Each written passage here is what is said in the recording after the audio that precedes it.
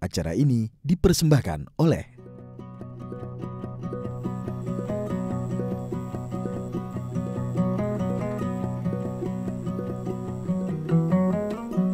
ini bolong-bolong ya karena di pertanian organik tidak harus selalu bagus. Nah, ini tandanya tanaman organik ini asli. Nah, makanya hama juga masih senang dengan tanaman-tanaman yang jauh dari pestisida. Tugu Selatan ini bisa dibilang lebih dari 90% pasti organik semua sih. Karena memang dulu kan Romo Agato itu ibaratnya udah menguasai satu Tugu Selatan inilah gitu. Jadi daerah sini semua udah dibina oleh Romo Agato, udah digembleng oleh Romo Agato, jadi sudah pendidikannya semua organik. Kita mau coba untuk menjaga itu.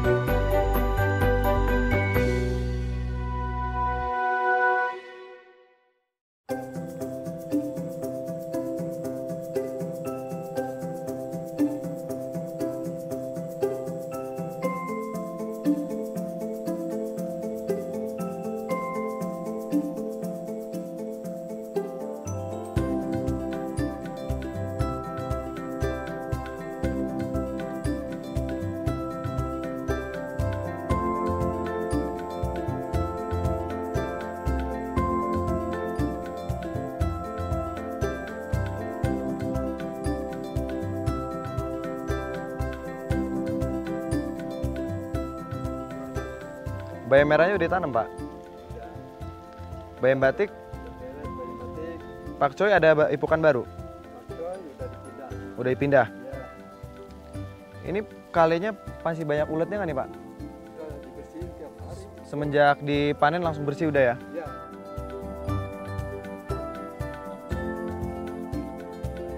Oyos rumput ya, Bu? Iya. Biar tanamannya pada sehat. Oyosannya dibuang kemana, Bu? Dipakai buat kompos? Iya, buat kompos. Buat kompos lagi ya?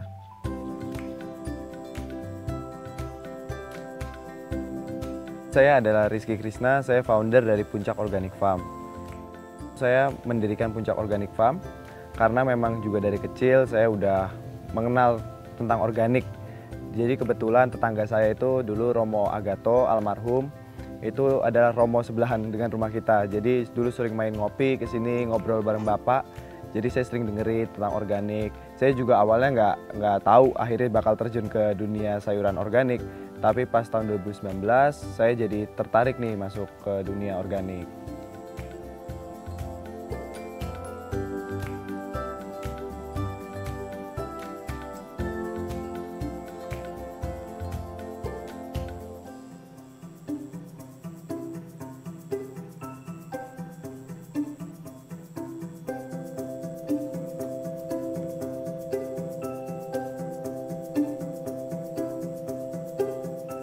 Ini kita lagi di halaman rumah saya ya.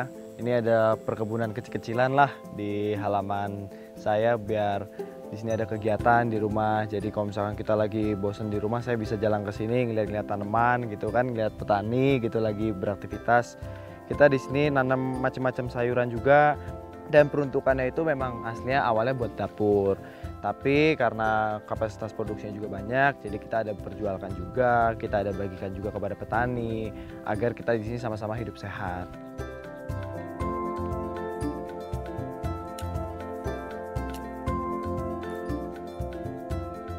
Pasarkum dan Bibi emang khusus di kebun sini karena fokusnya di sini.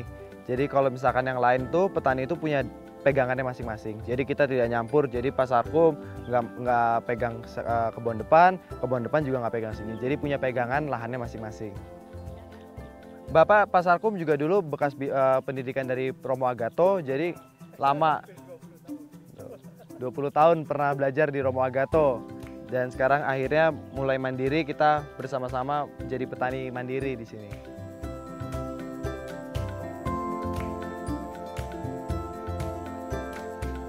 Mengapa saya memilih untuk bertani organik? Yang pertama itu lebih concern kepada untuk meningkatkan kehidupan dari petaninya sendiri. Kebetulan di daerah Tugu Selatan ini hampir mayoritas itu petani itu bekas didikan dari Romo Agato. Mereka mendirikan perkumpulan yaitu namanya Kelompok Tani Tugu Mandiri. Nah, Kelompok Tani Tugu Mandiri ini mereka semua sudah memiliki pendidikan dan ilmu dari Romo Agato, sedemikian rupa menjadi mereka udah ahli lah di bidang organik. Kita sebagai Puncak Organic Farm kita membantu menyalurkan, karena kalau misalkan mereka dilepas begitu saja, mereka jual ke pasar, mereka kemana, harganya rendah, mereka lama-lama akan balik ke konvensional juga.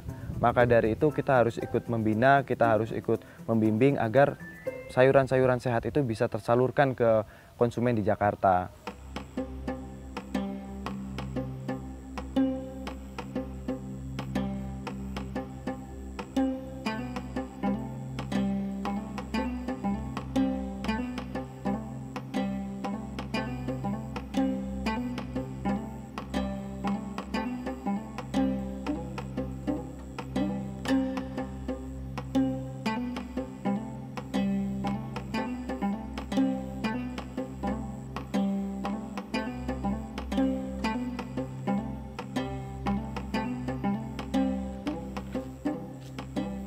Yo Pak. Sehat. Alhamdulillah.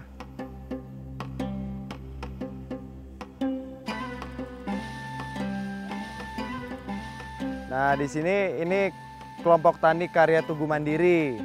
Ya, kita jadi Puncak Organic Farm dan kelompok tani karya Tugu Mandiri. Di sini kita saling bekerja sama untuk menyalurkan sayuran-sayuran sehat agar bisa dikonsumsi oleh masyarakat di Jakarta, di Bogor, dan daerah sekitarnya.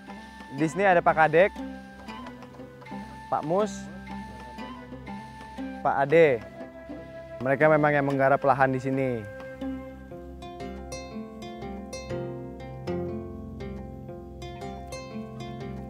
Ini baru turun, ada sebulan Bang ya?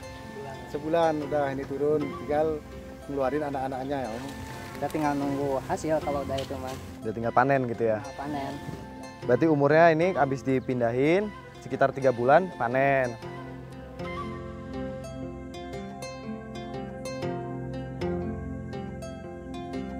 Saya itu sudah tinggal di sini tuh lebih dari 20 tahun ya. Kita di sini sudah berhidup berdampingan dengan petani-petani juga gitu. Kita di sini ini sebagai fasilitator dan sebagai penyalur juga, kita juga sebagai pembina. Kita ini ya ibaratnya bergandengan lah. Kita saling membantu, saling berkumpul bersama dengan petani-petani di sini agar bisa sama-sama maju.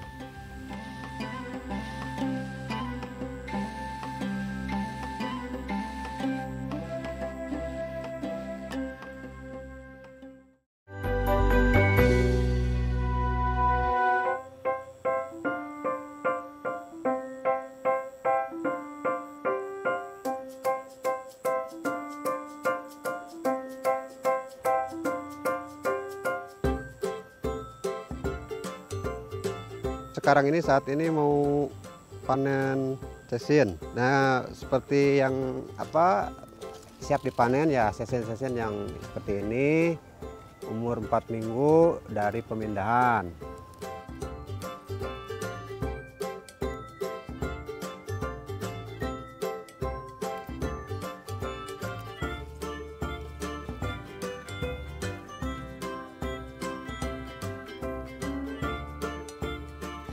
Ini bolong-bolong ya karena di pertanian organik ya tidak harus selalu bagus. Ini tandanya tanaman organik ini asli, murni. Makanya tanaman itu tidak selalu mulus, tapi sangat berguna untuk kesehatan. Jadi hama juga masih ada. Nah, makanya hama juga masih senang dengan tanaman-tanaman yang jauh dari pestisida. Ya, kita harus memberikan edukasi atau pengertian, pemahaman kepada konsumen juga bahwa organik ya seperti ini adanya. Sayurannya ya bukan berarti selalu jelek atau bolong-bolong, enggak. Karena kita sambil hama juga kita masih bisa mengendalikan. Cuman kalau untuk menghilangkan memang sama sekali nggak bisa.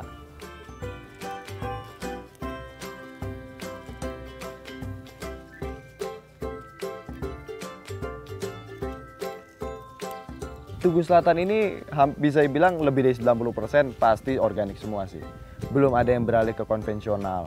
Kalau misalkan di daerah-daerah lain di puncak ini memang ada beberapa yang konvensional, tapi kalau daerah Tugu Selatan ini pastinya masih organik semua. Karena memang dulu kan Romo Agato itu ibaratnya udah menguasai satu Tugu Selatan inilah gitu. Jadi daerah sini semua udah dibina oleh Romo Agato, udah digembleng oleh Romo Agato, jadi sudah pendidikannya semua organik.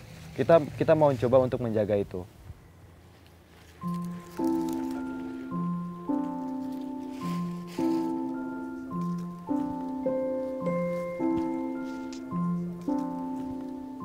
Nama saya Mus ya. Saya asli juga memang dari desa ini gitu. Saya bekerja di pertanian organik sih hampir ya 18 sampai 20 tahun lah seingat saya gitu. Saya bergabung dengan kelompok karya tani Tugu Mandiri ya karena saya ingin berkontribusi untuk desa ini gitu.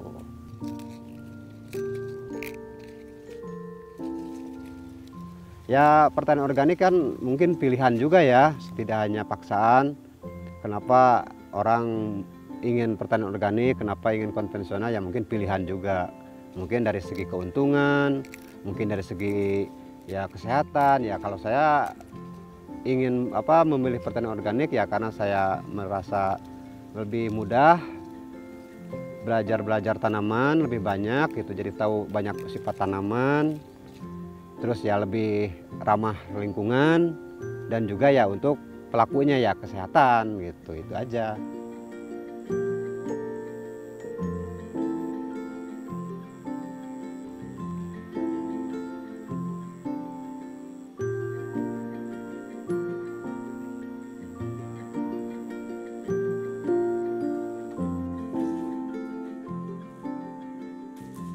Aslinya latar belakang pendidikan saya adalah International Business Management ya. Jadi saya aslinya lebih mempelajari tentang ekspor impor dan belum pernah mempelajari secara edukasi ya tentang pertanian. Jadi saya tidak pernah ke kampus pertanian dan lain-lain. Tapi saya belajar ini lebih ke otodidak dan belajar dari ayah saya sih. Karena ayah saya memang sudah terjun ke dunia pertanian itu dari tahun 2000 awal bersama Romo Agato. Jadi ya saya belajar sama bapak gitu. Makanya saya belum mau untuk kuliah atau apa karena saya rasa sementara masih cukup dari pendidikan dari bapak. Tapi kalau untuk menggali ilmu tentang pertanian itu saya juga tertarik. Kedepannya mungkin saya akan gali ilmu lebih dalam atau belajar ke luar negeri tentang bagaimana mereka melakukan pertanian itu dengan lebih advance ya. Beda dengan Indonesia kan semua masih konvensional gitu. Saya mungkin agar bisa membesarkan si pertanian organik ini, saya juga mungkin akan belajar ke luar negeri. Bagaimana mereka bisa bertani dengan kapasitas tontonan. Karena di Indonesia ini kan masih kapasitasnya kan sedikit. Karena si supply dan demand-nya juga masih niche ya, bisa dibilang.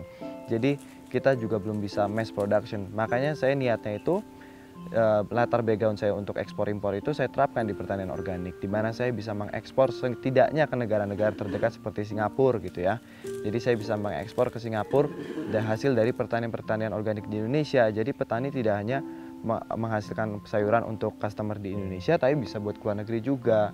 Jadi semakin lama kita juga bisa ekspansi kepada daerah-daerah lain agar bisa sama-sama bergabung untuk mengekspor si produk pertanian organik ini.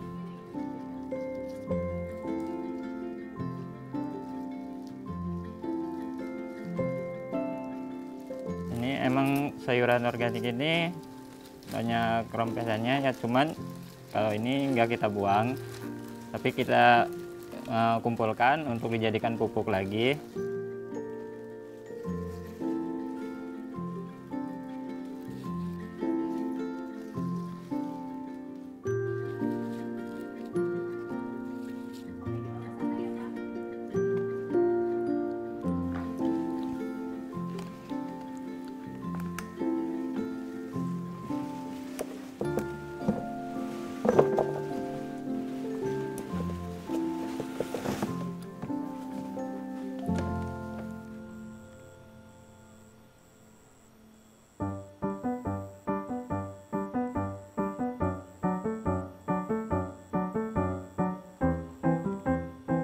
Sekarang saya mau buat kompos pupuk pupuk untuk pertanian organik. Nah, ini kita langsung bikin ya. Nah, ini rumput bahan dasar untuk membuat kompos organik ya, kita harus pakai yang rumput-rumput berserat. Nah, ini rumput ini sedikit dikembangkan, nanti kan kita memasukkan bahan pupuk kandang ayam. Cara pembuatannya ya seolah tercampur, tapi bukan berlapis ya. Kalau berlapis itu biasanya proses fermentasi pematangannya kurang baik gitu. Jadi masuk ke rongga-rongga rumput. Nah, ini rompesan-rompesan bekas sayuran yang ini yang rusak. Nah, jadi kan dimanfaatkan kembali, campur lagi.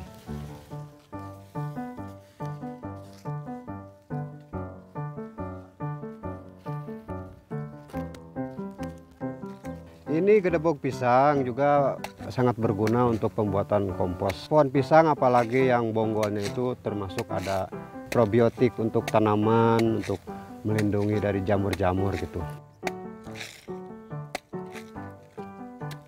Penumpukan ini pupuk kompos, pembuatannya bisa bertahap. Tapi diusahakan ya harus selesai dalam 1 minggu untuk ketinggian 1 meter atau 1,5 meter tingginya gitu.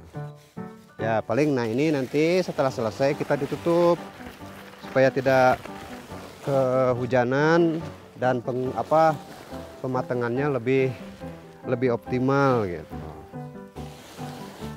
Nah seperti ini, nanti bisa disiramnya minimal 2 kali seminggu atau 3 kali tergantung kondisi cuaca aja.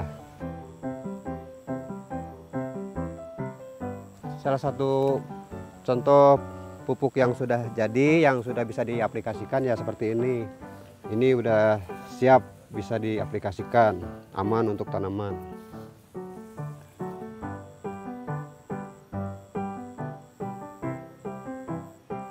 Ini tadi pupuk yang udah jadi, langsung kita kasih tanaman bawang daun.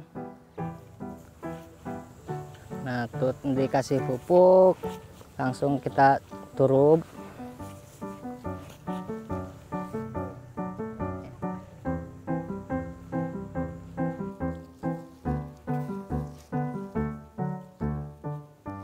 Kalau manfaat kita bertani organik untuk lingkungan itu sangat besar. Kurang lebih 70% tanah di Indonesia itu bisa dibilang rusak atau rusak berat. Maka dari itu kita ingin memperluas si pertanian organik ini agar tanah di Indonesia itu bisa recovery. Karena kan di sini kan kita mengembalikan semuanya kepada alam ya. Seperti pupuk itu kita ngambil dari kotoran hewan, dari sisa rompesan, si sayuran pengiriman itu semua kita kembalikan lagi kepada tanah, jadi menghidupkan kembali si mikroba-mikrobanya, zat haranya itu semua terkontrol. Beda dengan pertanian konvensional yang mereka membooster menggunakan pupuk-pupuk itu, yang lama-kelamaan tanahnya itu akan menjadi habis nutrisinya. Maka dari itu kita ingin terus mengembangkan si pertanian organik ini agar bisa memperbaikilah si tanah di alam ini.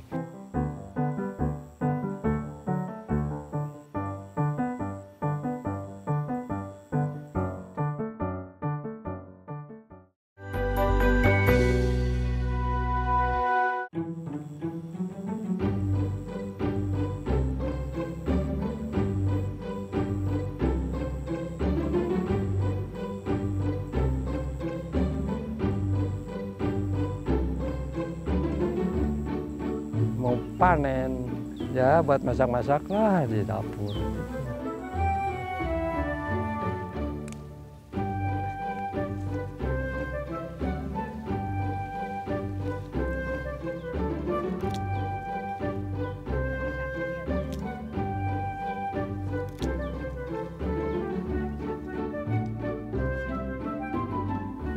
Saya dari petani organik udah 20 tahunan.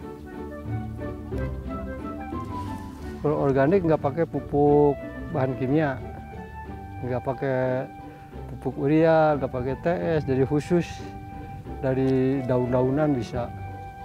Jadi dari pengoredan ini tuh sampah nggak bisa dibuang, nggak boleh dibuang gitu, harus dicampur.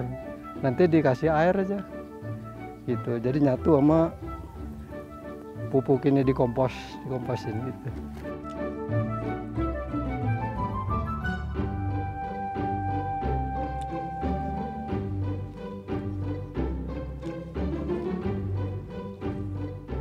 Bolong-bolong semua ini, banyak hamanya, cuman itu jadi kalau bisa disemprot sih semprotan dari luar mah nggak bakalan ada hamanya, cuman kan di organik mah nggak boleh pakai semprotan. Kalau ini mah alami, kebanyakannya herbal kan dari alami.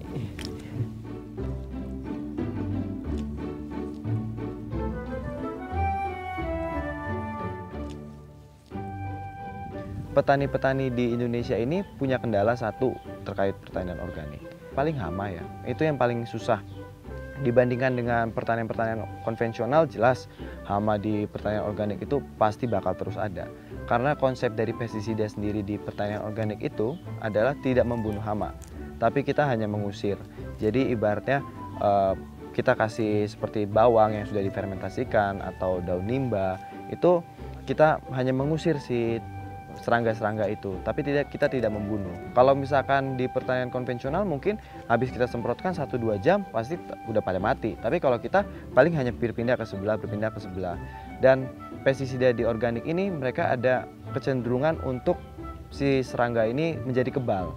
Maka dari itu kita harus variatif dalam membuat pestisida dan kita harus pintar-pintar, kita harus kreatif membuat pestisida seperti dari daun nimba dicampur apa, dari misalkan fermentasi bawang, dari daun-daunan apa yang berbau, itu kita harus berrolling terus setiap minggunya agar si serangga ini tidak menjadi kebal kepada satu pestisida.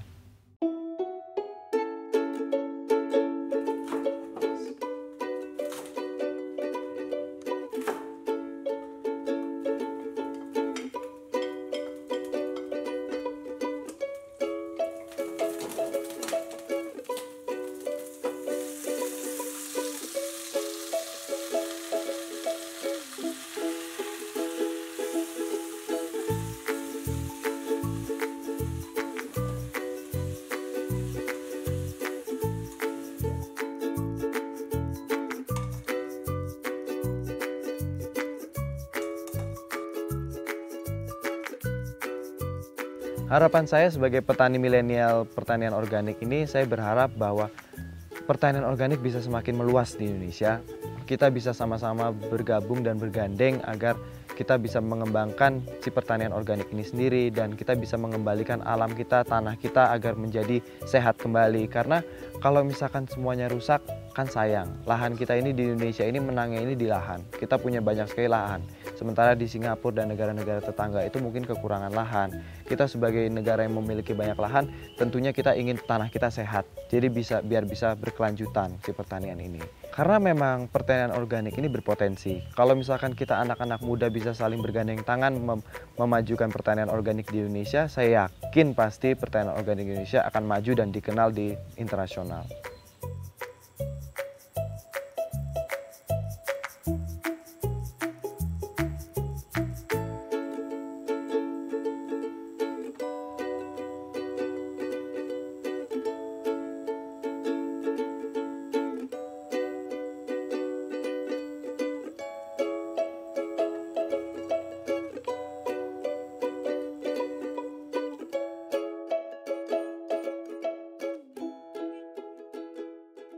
Acara ini dipersembahkan oleh